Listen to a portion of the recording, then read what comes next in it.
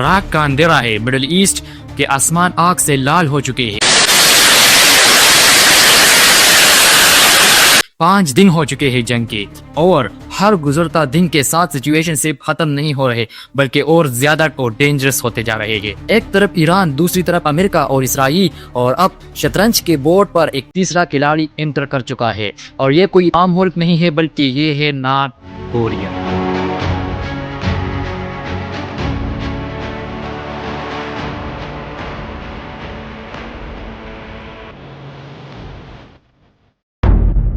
और इस मुल्क का नाम आते ही दुनिया को सिर्फ एक चीज याद आती है, न्यूक्लियर पावर।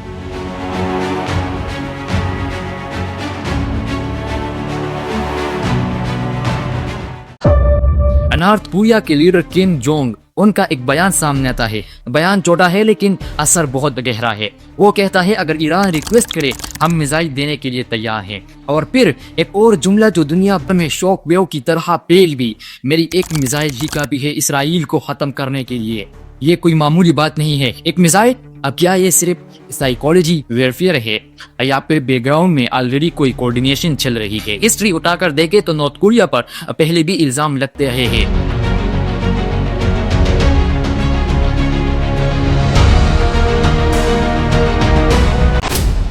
कि वो मिसाइल टेक्नोलॉजी ट्रांसफर करता है, लेकिन कुलम इस तरह का ऐलान जंग के बीच ये पहली बार हो रहा है। और सवाल यहाँ सिर्फ इसराइल का नहीं है, सवाल यहाँ पर अमेरिका का भी है।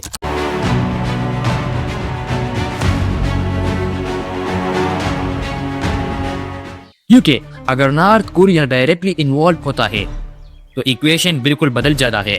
North Korea multiple nuclear test कर चुके हैं।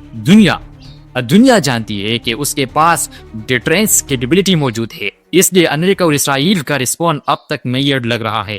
खामोशी कभी कभी सबसे बड़ा सिग्नल होता है। इसी दौरान एक और ट्विस्ट सामने आती है।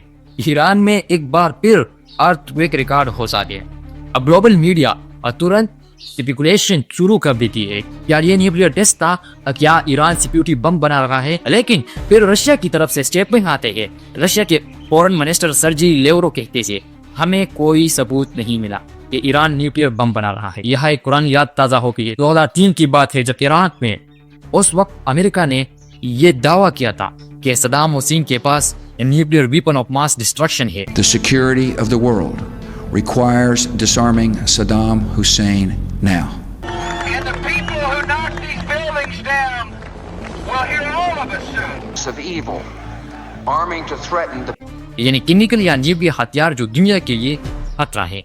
इसी नैरेटिव पर 2003 में यूनाइटेड स्टेट ने इराक पर इन्वेस्टिगेशन किया, और बाद में क्या हुआ? बहुत बड़ी इन्वेस्टिगेशन के बाद दी वो WMBS weapon of mass destruction कभी नहीं मिला। ये बात खुद अमेरिकन रिपोर्ट्स ने एक्सेप्ट की। इसी वजह से 2003 इराक वार को अक्सर एग्जाम्पल के तौर पर यूज किया जाता है। जब भी किसी मुल्क पर न्यूक्लियर थ्रेट का इल्जाम लगाकर मिलिट्री एक्शन जस्टिफाई किया जाए।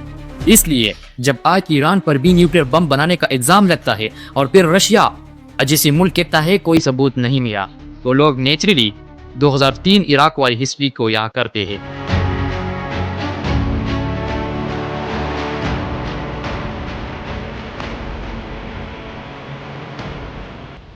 ईरान का कहना है कि उनके न्यूक्लियर प्रोग्राम पीसफुल है। इसराइल का कहना है कि ये एग्जिस्टेंशियल थ्रेट है। अमेरिका का कहना है कि ईरान 5 से 6 दिन में मल्टीपल बम्स बना सकता है।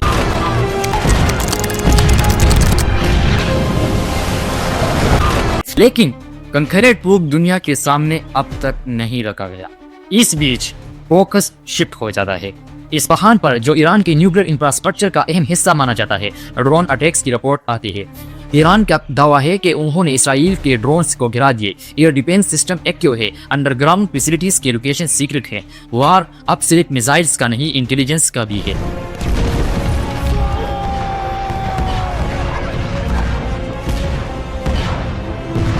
और ग्राउंड रियलिटी, ईरान के शहरों में जनाजों में हजारों लोग निकल रहे हैं। बमबारी के बावजूद अवाम सड़कों पर है।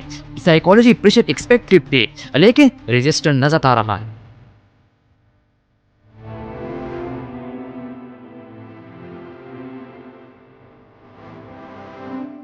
दूसरी तरफ ऑयल मार्केट रिएक्ट कर रहा है। स्ट्रेट ऑफ हार्मुज का जिक्र फिर हेडलाइन में है। अगर यहाँ डिसरप्शन होता है तो ग्लोबल ऑयल सप्लाई इंपैक्ट होगी, प्राइस स्काई रॉकेट कर सकता है। यानी ये जंग सिर्फ रीजनल नहीं, ग्लोबल इकोनॉमिक वार भी बन सकता है। सबसे बड़ा सवाल ये है, क्या अमेरिका और इसराइल ने क्विक विक्ट्री प्लान की थी जो अब स्ट्रेच हो रही है? क्या ईरान प्रोलंग्ड वार के लिए प्रिपेयर था? और सबसे इंपॉर्टेंट, अगर नॉर्थ कोरिया प्रैक्टिकली इन्वॉल्व हो गया तो क्या complex multi prone global pace में कन्वर्ट हो सकता है?